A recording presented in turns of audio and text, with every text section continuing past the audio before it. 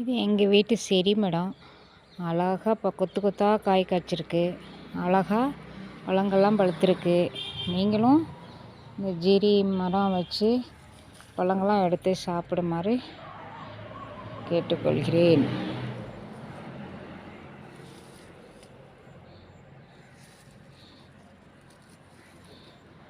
பார்க்கவே அழகாக இருக்குது. பழங்கள்லாம் நிறைய காய்க்குதுங்க. நீங்களும் வைங்க வீட்டில். இது நல்லா இதில் வைக்கலாம், தொட்டியிலே வைக்கலாங்க, மாடி தோட்டத்தில்.